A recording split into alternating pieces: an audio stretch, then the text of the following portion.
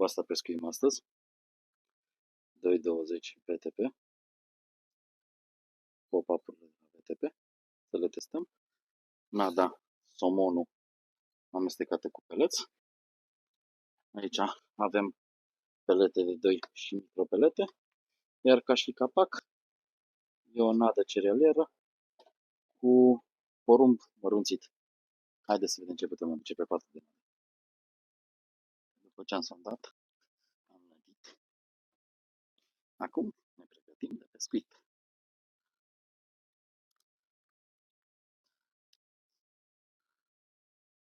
Ca și la ansetă folosesc un Daiwa Triforce de 360. Frumos.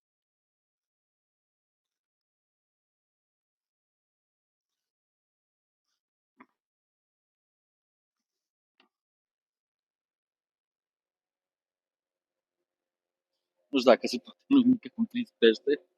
Am dat să recuperez, să schimb și s-a agățat. Am o montură și cu un pește în ea. Hai un pic să mă ajut, Luci, te rog. E prima dată când pescui la mână. Da, să ne. Păi deci. E prima dată când pescui la mână.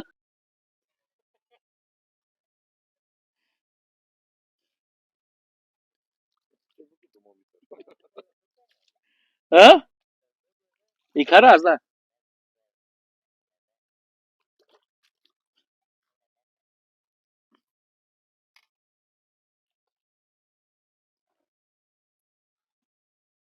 Că eu n-am luat numai sportiv. Că mie nu trebuie, da.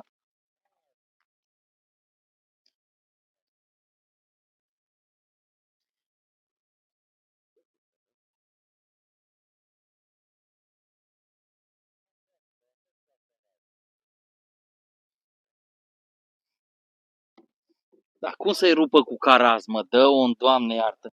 Cum să rupă montura cu caraz? Am agățat-o din apă.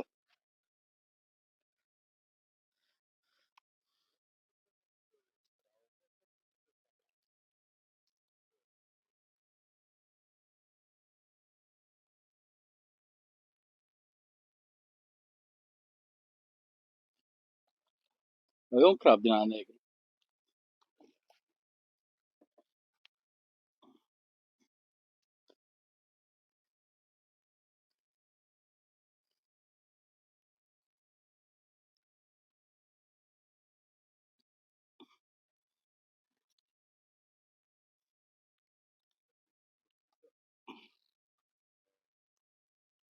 Să zicem că e un crab la 1 kg, 1 kg jumate.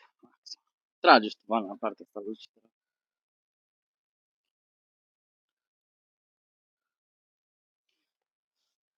După ceva timp am prins mai mulți crab, da, micuți. Nu am filmat nimic. Dar acum am prins un cap negru foarte frumos. Are la 1 kg jumate, dar e splendid cum arată. Culoare, negricios. Și foarte, foarte bătăios. Nici nu am zis că nu este mai mare. Bă, ăsta pare îmbrăcat.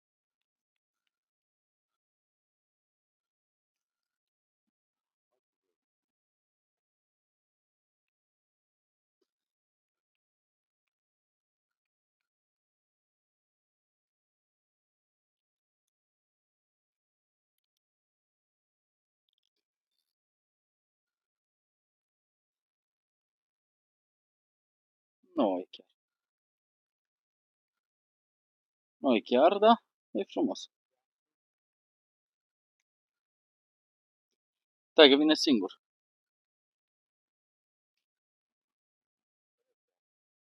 Nu. La cum vine, zici că era de ala, cum îi zice, Turion, că la vine în... Nu.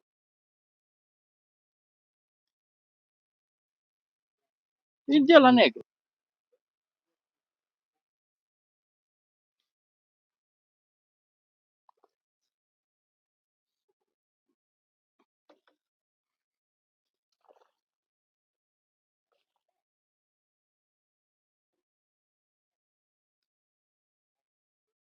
Un crab negru.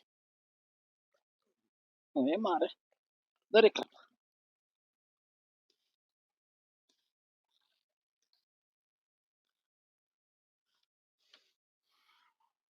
La vreun el jumate, tot așa, asta e mai borcănată un pic. Îl arăt imediat. Trăsături una după alta. Văd că s-a dat drumul. Astăzi l-am prins numai crab negri. Negricioși. De culoare, să zicem.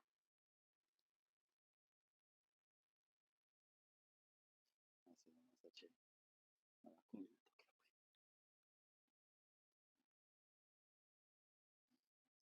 da, sigur e și asta un da.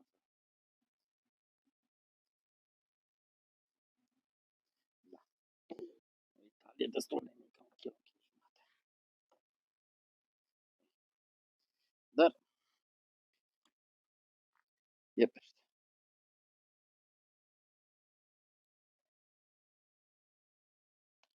Hai de viața mea. Ăsta ești costat la solar rău. Ăsta e mai rău.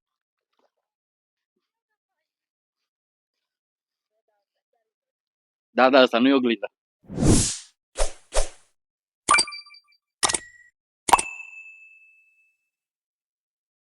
Da, și fără să-mi dau seama, bateria la varieră s-a descărcat. Această parte din video nu o să aibă sunet, o să aibă melodie pe fundal, iar la sfârșitul videoului am să revin cu detalii despre partida de pescuit și unde va fi următoarea partidă de pescuit.